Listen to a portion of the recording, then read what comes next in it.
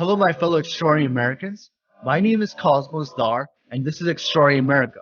What is Extraordinary America? Well, you see, America has always been about freedom, opportunity, and the pursuit of happiness. However, most Americans are not free when it comes to the financial front. Most Americans are suffering from financial slavery due to loss of jobs, stagnant wages, inflation, and debt. Wealth and income inequality is the norm now, and the middle class has all but disappeared. So, Extraordinary America is about the abolition of financial slavery. It is about the financial freedom of the 99%. It is about the nation of immigrants and the descendant of immigrants restoring the extraordinary within themselves and setting themselves free. The path to financial freedom is through financial education. It is through becoming entrepreneurs and investors on the light side. In this podcast, I interview fellow Americans who fought against the odds. Many of them came from humble beginnings to see how they did it. It is my hope through these interviews that the extraordinary within you shall awaken and that you will abolish financial slavery from your life and realize the American dream. Once again, welcome to Extraordinary America.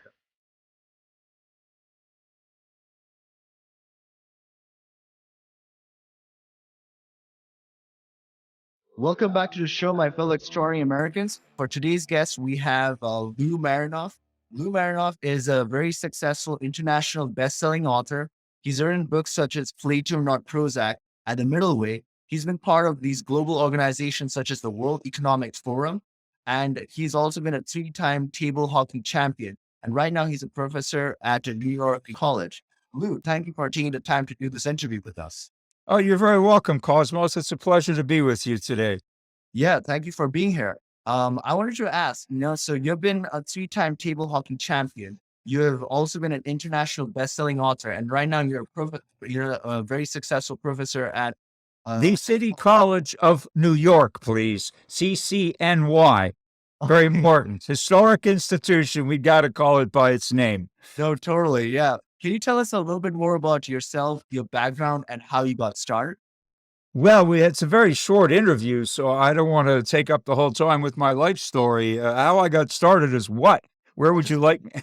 Well, just give us like the brush strokes, The brushstrokes. Okay, well, before I became a philosopher and an author, I was probably a table hockey player. I started playing at the age of 5 because in Canada, where I come from, everybody plays table hockey. And a lot in the US too, and now in Europe. But basically, I started writing it around the same age too. And I have to give credit to my mother and father because they encouraged me a lot. My father read me beautiful stories by great authors, age appropriate. And my mother encouraged me at creative writing and poetry. She was a published poet in her life. So I guess I have some literary genes from my family. And I've had a very interesting and fortunate life on the whole, Cosmos.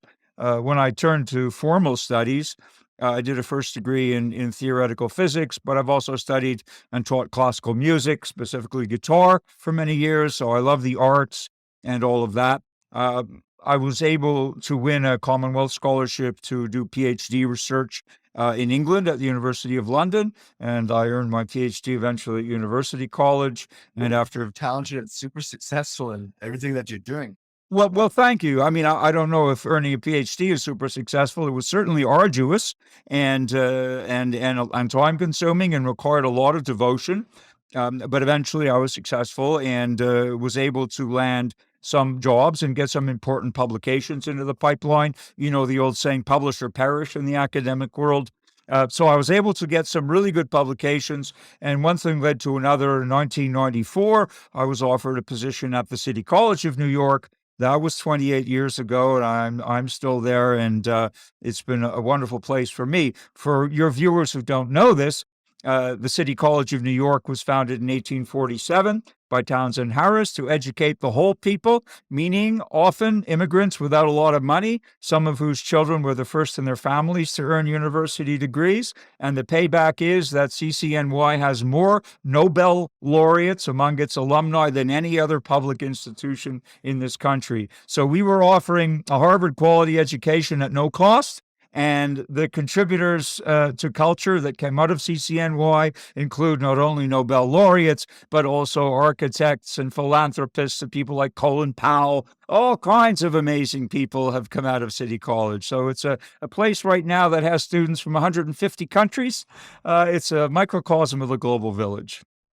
That's awesome. Wait, so how many years have you been a professor for at the college? And Well, I've been a professor for 30 years. I started as a lecturer at University College, and then I got a temporary position at the University of British Columbia, and that led to a tenure track position at City College, which I took up, as I say, 28 years ago.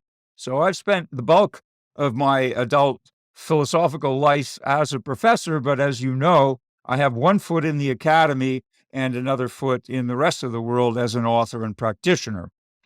speaking of like your authorship, I wanted to know what was your overall arching vision and goal regarding like the books that you authored? Like, what was like your idea? Like, what is your ideology when we write these books? Well, writing is something I do every day. It's a craft, and it's something one always needs to work on to perfect, and good editing always helps writers, so I depend on that too. But I've published 13 books so far, and dozens and dozens of articles and book chapters. But the New York publishing industry saw something that I hadn't seen, and in 1999 we published, that is HarperCollins published my book called Plato Not Prozac.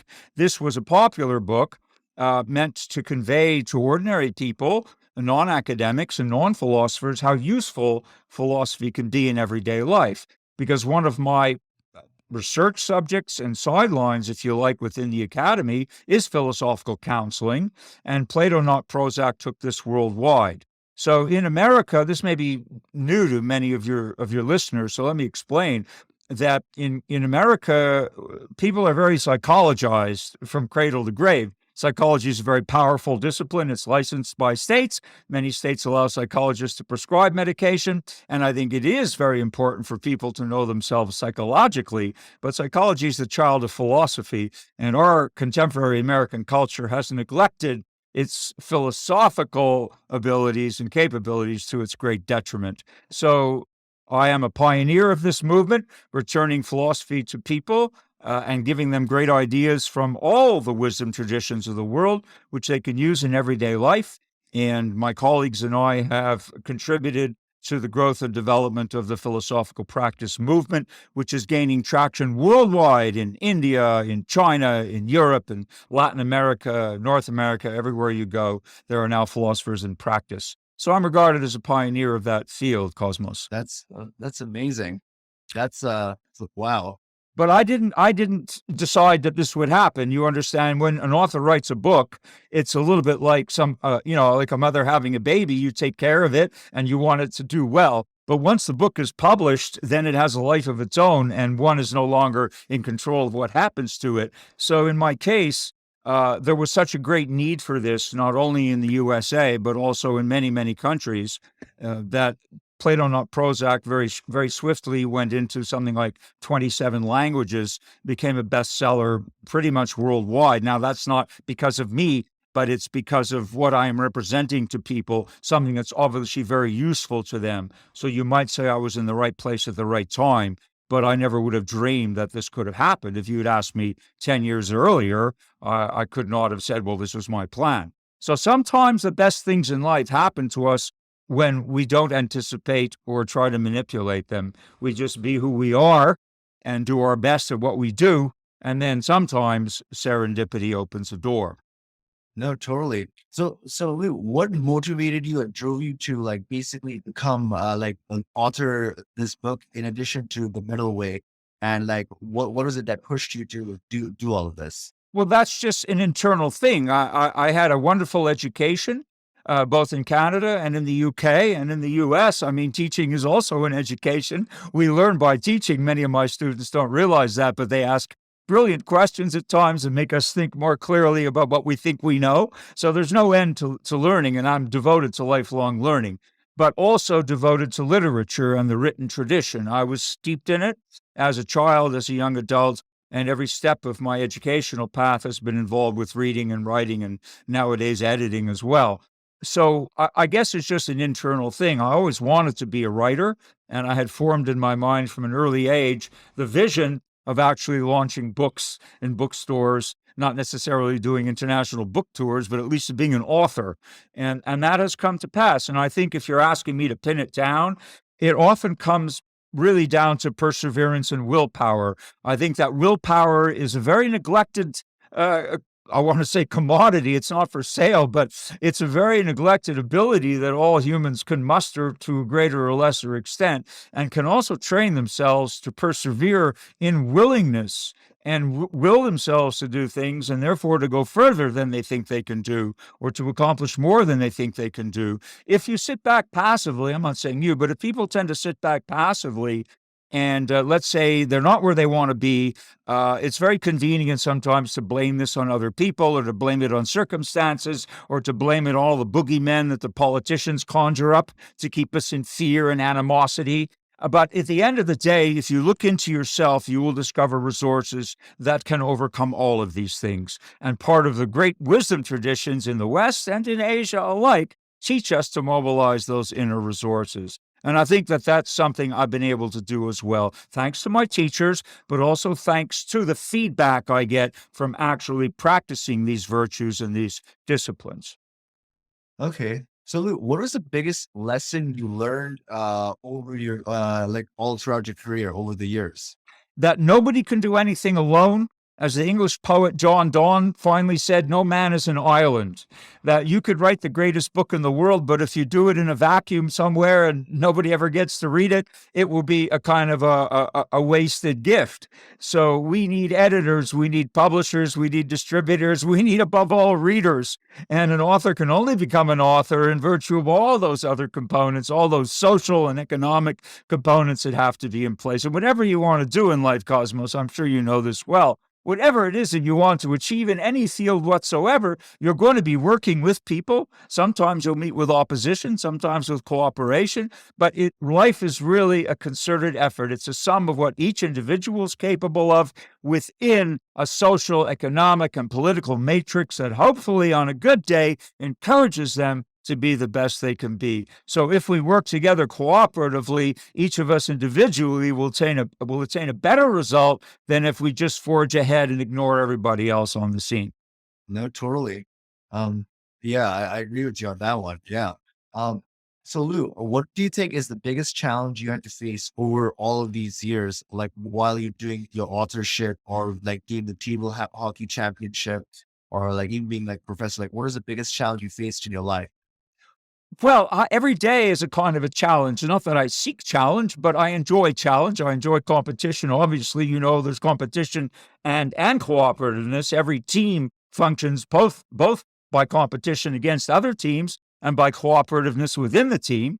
And even teams that are competing are also cooperating within a bigger structure called a league, So as competitive as you want to get, be it the Olympic Games or professional sports, there's always this competition under an aegis of cooperation, without which athletes couldn't realize their best excellence. So I think that what one encounters in the publishing world, in my case, enormous success internationally, but also censorship at home. So my biggest challenge has been political censorship, and I will speak very plainly, by the left. I am actually a classical liberal. I believe in equal opportunity, but I don't like identity politics, and I don't like divisive conflicts. They're not necessary, and they're not productive. So as a philosopher, I have a duty to speak my mind and to reflect on these issues. So it happens that the publishing industry is not totally, but very largely They have a controlled. lot, they have a lot of censorship in the publishing industry. Are you kidding? Are you kidding? I self-published a novel in 1994, which has been compared to works by George Orwell, Aldous Huxley, and Kurt Vonnegut, and it has never seen the light of day in mainstream publishing. I sold 2,000 copies underground from a post office box in Vancouver. That was my first book, okay? Because no literary agent would touch it. I got letters from literary agents saying, if we represent this book, it'll be the end of our career. What is the book so dangerous for? It's a satire on political correctness. I'll give you the irony that now, fast forward 30 years later, I'm still writing books that are popular, but the publishing industry is very, let us say, mm, ideological, and they will promote books that agree with their ideology, and they will tend these days especially to cancel contracts or simply to suppress books that don't agree with their ideology. Whatever happened to the freedom of thought and speech and the First Amendment and all that, you know? How much time do we have to? It's still alive and well in theory, and the Constitution, as you know, is under threat, not from conservatives. The Constitution is under threat from cultural Marxism. They want to change America into a socialist republic and destroy it all, which they'll do, and they're well embarked.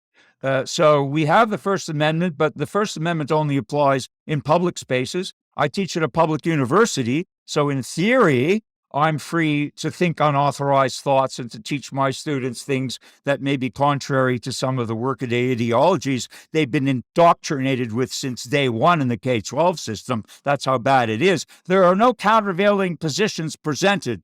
All of the greatest defenders of liberty from time immemorial, going back to Cicero in the Roman Empire, John Stuart Mill, who served in British Parliament and wrote the greatest essay in defense of individual liberty in the English language, and many others, they've all said, look, there are always two sides to a story, and at least, in fact, there are many sides to a story. If we only allowed one side to be told, then people are going to be brainwashed. We have to allow debate and rebuttal in order for people to be informed and to make their own decisions. If we respect citizens, then we want them to be well informed and we want them to have the liberty to decide fairly on the issues. But if they're brainwashed by mainstream media and if they're canceled by cancel culture, they are not well informed, and therefore it is their liberty that's been taken from them. No, totally. Yeah, I agree. So Lou, what is the one thing you wish you had known before you started your career in the authorship and the publishing industry, publishing? And like, what would you advise somebody that's just starting off at like, they don't know where to start? I was asked this in a different way. Somebody asked me recently, what would you tell yourself now if you could speak to yourself as a young man just starting out? What would you tell yourself? And Cosmos, my answer was, it wouldn't make a difference because as a young man, I wouldn't have listened. So even though I may have had great advice to give myself, I wouldn't have listened. And that's part of what makes mavericks and black swans and, what America's famous for, outliers, people who do their own thing and go their own way, not harming others, but because they have some vision and they remain authentic and true to it. We have to have that. And sometimes the best test of what you're doing is that everybody rejects it or nobody pays attention to it. But if you stick with it, then eventually, every flower will bloom. So I believe. So that's one thing.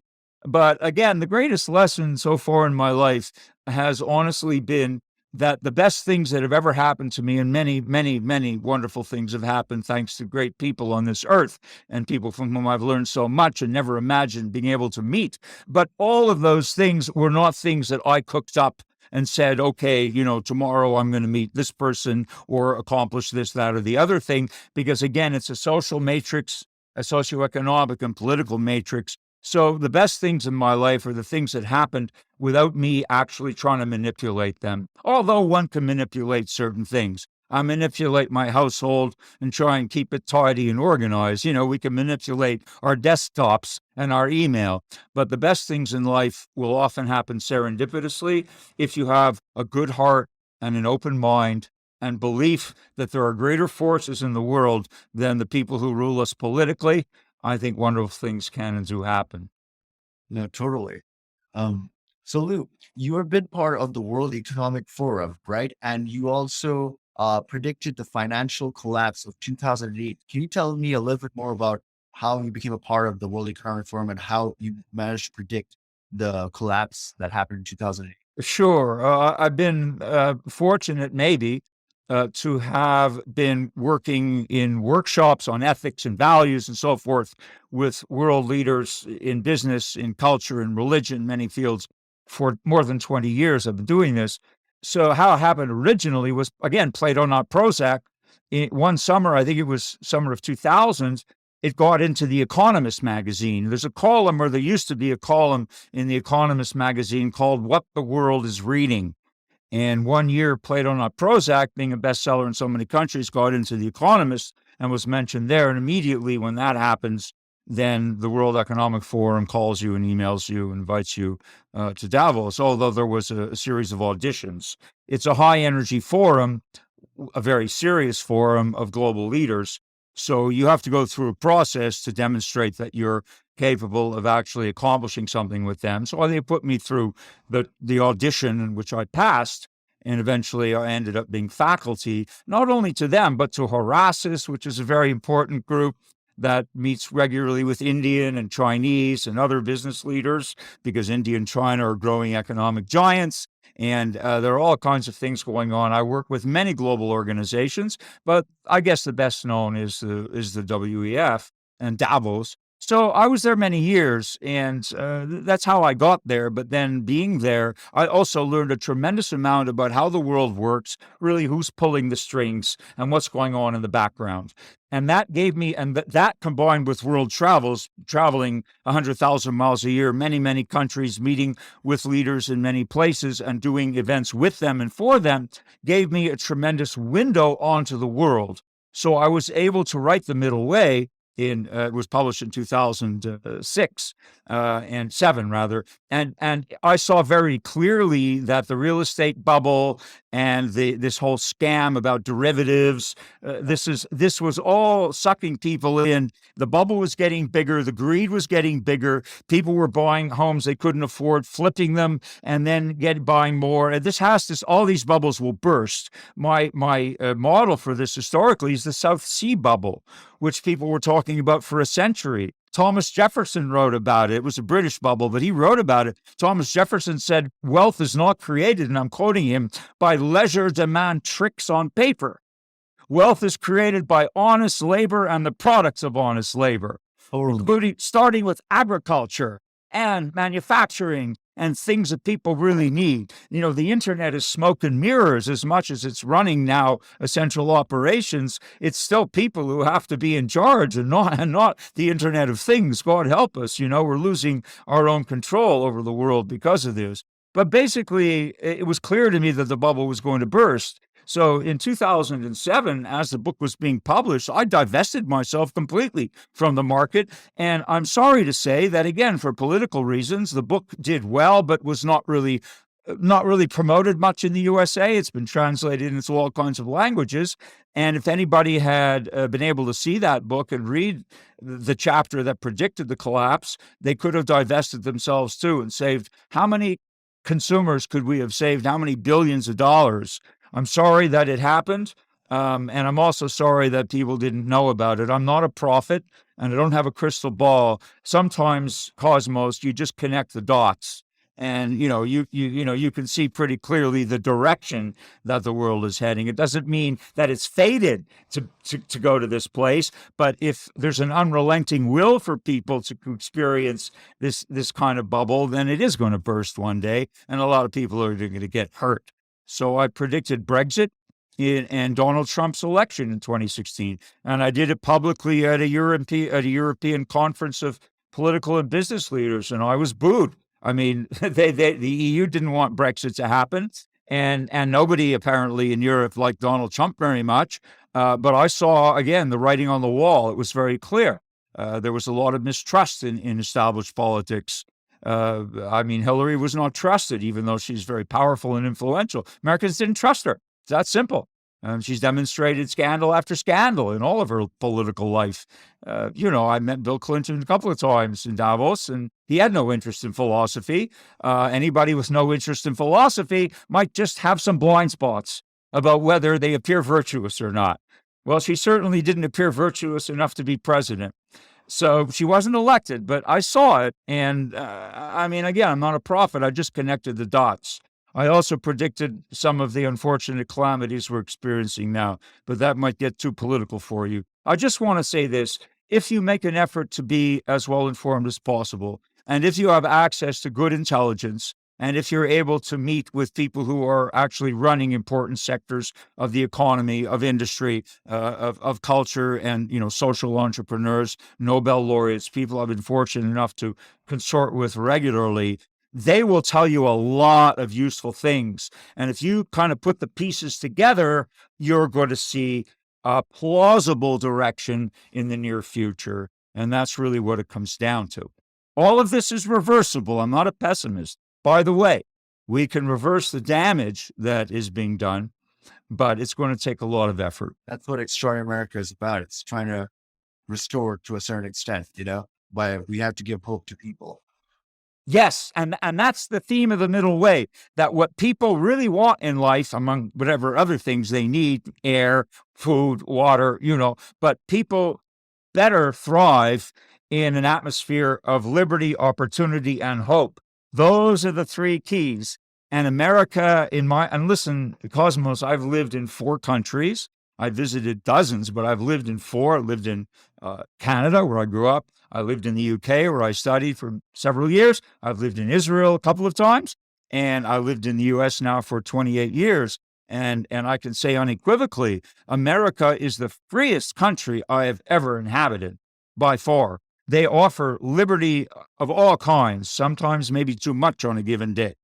With liberty, there is also responsibility, and these things have to be put into balance. Sometimes Americans are so focused on the liberty side that they forget about the responsibility side. So liberty without responsibility can be a train wreck, and we see that unfortunately happening in many sectors. So liberty, opportunity, America has been by definition the land of opportunity. Why have so many millions and tens of millions voted with their feet and with their lives to come here when they could have gone to many places?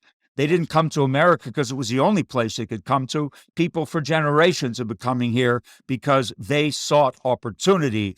People from every walk of life have made good here because with liberty comes opportunity. And hope is the third thing. My grandparents, God bless them, were refugees from Russia and the Ukraine back at the turn of the century when there were terrible pogroms against the Jewish people. And millions of Jews got on boats. This was well before the Holocaust. They came to the USA because they had hope. They were already mature people, and they had perhaps lived half their lives, but they had great hope for their children and their grandchildren. What an unselfish view. Not what can I get now, but where can I go so that my descendants will have the greatest hope in life. So you ask me, how did I have so much success as a professor, as an author, as a table hockey champion? Because my grandparents got on a boat more than 100 years ago and gave me that hope. They gave us all hope by coming here. And that's the greatest thing. When people are hopeless, Cosmos, they become dangerous and desperate. And any political structure that makes people hopeless is going to make them dangerous and desperate too. So if our leaders are wise, and if our leadership is enlightened, they will always foster this atmosphere, this ethos of liberty, opportunity, and hope, and that will keep America great. Yeah. So, Lou, what do you think is the biggest hurdle that Americans face when it comes to living the American dream and realizing it? And how would they overcome it?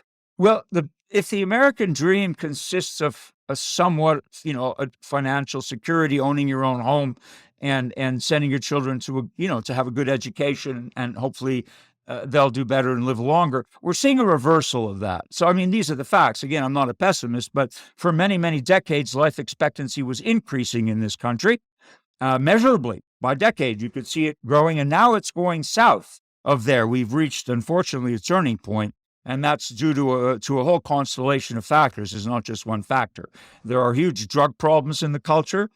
Both illicit and illicit drugs are impacting people. There's way too much junk food, not enough exercise. These are habits of living. A lot of the illnesses that are shortening life expectancy in this country are actually culturally induced. And I've written a lot about this. They're not biological illnesses. They're induced by bad lifestyles and bad choices. And also that is driven by predator capitalism. Unfortunately, that's driven by a lot of capitalist interests that are strictly about money, but not about any kind of social responsibility. So that's part of the problem, okay? Part of it. But what is really preventing people now, this moment today, from the American dream is the state of the economy. Obviously, we live in a century in which energy independence is the number one criterion for success of a nation. Energy and water and air are the clean water, clean air, and energy independence are the big drivers of success in this whole century. And we're going exactly in the wrong direction there. So that's going to be a problem. Education, again, is another problem. America turned this huge corner from a manufacturing economy post World War II, the golden age of capitalism, which I was fortunate enough to grow up in. See the USA in your Chevrolet. A gallon of milk was more expensive than a gallon of gas in those days, believe it or not. And so that was an economy based on manufacturing, and we did really well at that. Americans are hardworking, innovative, ingenious, and we gave the world so much. But gradually in the developing world, we know what happened, that China took over as the factory of the world, and India has taken over as the IT hub of the world. And this has left a lot of Americans basically hanging out to dry. So people need... So speaking of that, like, what are your thoughts on like inflation and debt? Like you're talking about manufacturing, the stagnant wages that have come as a result, and inflation debt that come as a result of it. Like, what are your thoughts and viewpoints on that? Well, look, I'm not an economist, but you don't need to be a biologist to know what sex you are, and you don't need to be an economist to know if you're balancing your budget every month, or how well your neighbor is doing or not doing. And basically, we saw this since the 70s. Real wages have fallen in this country for 50 years. This is not new, right? We've had booms and busts, and like it or not, laissez-faire economics always will produce cycles. There's no direct route to utopia. There never has been. And the utopian political ideologies are the most dangerous because they promise everybody paradise and they end up giving them hell. They make everybody equal, but only equally poor. And that's really a problem. So basically, if you want to have a laissez-faire economic system where people can basically take a chance, can take risks, can invest, can be entrepreneurial, can succeed, can help others succeed, that kind of economy is going to go through cycles where certain kinds of people will boom depending on the industry they're in. It's a little bit like evolution. There are these mass extinctions that take place. The pandemic accelerated a lot of what was happening anyway, driving people out of reality and into virtual spaces, as we're inhabiting right now, was accelerated by COVID, and it's here to stay. So if people want to realize the American dream, they might want to ask themselves, how can I mobilize my talents in virtual spaces? Because real spaces are more difficult. You need supply chains, you need physical infrastructure, you need a lot of things that aren't necessarily working that well in the USA, whereas virtuality seems to work fine. So people have to understand the times as well as what they want to do and try and make a match between their own abilities and their own dreams and what kind of a niche is this particular time in history opening for people. Every time there's a mass extinction in biological history, there's a mass proliferation of new species. So, that's what you have to see in the economic world, that COVID has caused a mass extinction of small businesses, restaurants in New York City, all kinds of things have changed drastically in a short time, analogous to a mass extinction. So what we need to do then, those of us who were fortunate to survive the pandemic and economically to be at least able to pay our bills every month, what we have to do is see, well, what new opportunities are in the offing given the new technological climate that's driving so much business in the developed world, and ask yourself, where can you find a niche in that space? So Lou, you wrote this book called The Middle Way, right? Can you tell us a little bit briefly about the premise of this book and what Yes. prompted you to write it? The Middle Way, again, this came from my first 6 or 8 years in Davos and in other forums of global leadership, learning so much from people in politics, business, religious leadership, cultural leadership, the military, and all the other stuff that I was doing for these organizations. It was a great learning experience. I kind of had my finger on the pulse of the world for a while. So I wrote The Middle Way right in that period of time. And I would really urge your audience to get the latest edition revised. Came out in 2020. Maybe you can plug it for me, when you air this. But the premise is very simple, Cosmos. The premise is that if you want a stable life for yourself, your children, your grandchildren, then Aristotle wrote way back when in his book on politics that a strong middle class is what makes a state most pleasant and easiest to govern. So if you are rich and smart, you will contribute to growing the middle class. If you're rich and short-sighted, you'll contribute to bankrupting it. Eventually, they'll come for you too, because instability makes extremism powerful. Economic and political stability pushes the extremists where they belong on the fringes, because what they have to offer is not positive. But if we lack the leadership in business and in the political world primarily, and also from the grassroots, we need people always to be speaking for the people. We are the people, we should be governed by consent of the governed and not, dictated to. So if you have a strong middle class, then you have all those things in play. And then people can come here with nothing and aspire within a generation or two to have a life more wonderful than they could have imagined for themselves, for their children, their grandchildren, and so forth. But if you bankrupt the middle class, then you're going to end up, I don't want to name names, but there are a lot of failed states in the world. Unfortunately, we don't have to name names. There are failed and failing states. And one of the main reasons for their failure is political dictatorship and bankrupt economy. And if you reverse that equation and let the middle class become strong, then you're going to reduce poverty on the one hand, and you're going to increase opportunity, liberty, and hope on the other hand. It's an unfailing recipe for success. No, I totally agree. So Lou, we only have a few more minutes left in this thing. Where can the audience go to connect with you and get to know more about your work, and when and if they, let's say, they want to reach out to you? Yeah. Well, I have a website, loumarinoff.com, and that would be a place to go. And you can see all my books there. You can see them on Amazon too. They're all up there, and there are many different books. But the middle way is really focused on the dangers of extremism: political, religious, economic, totemic.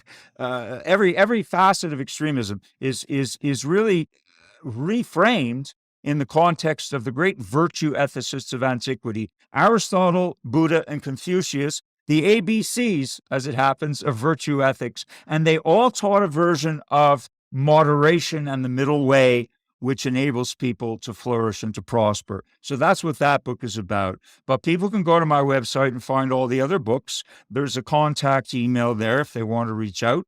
My nonprofit is appa.edu. We have, for 20 and some years, trained philosophers as practitioners to give people philosophical counseling. Individuals, groups, and organizations can benefit from it. And if they go to appa.edu, they can find a list of practitioners in about 35 states and 25 foreign countries who can offer this service. They can also chat with a philosopher online, fee for service. Click on that, and if there's philosophers around, you can talk to them. Okay. All right. Thank you, Lou. So we conclude our show for now. Thank you so much, Lou, for being part of this show. We want you to come back and definitely give more insights, because this was amazing. Oh, Cosmos, I'm more than grateful to you for your interest.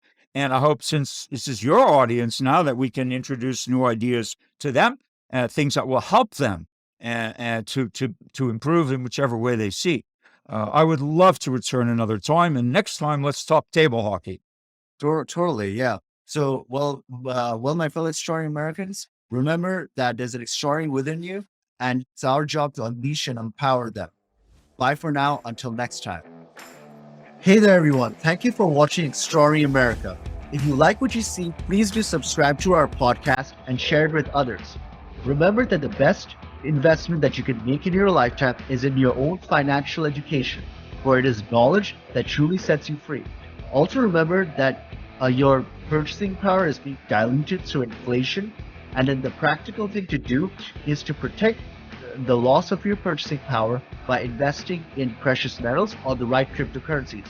Also, never forget that you are an extraordinary American. We'll see you in the next episode. Bye for now.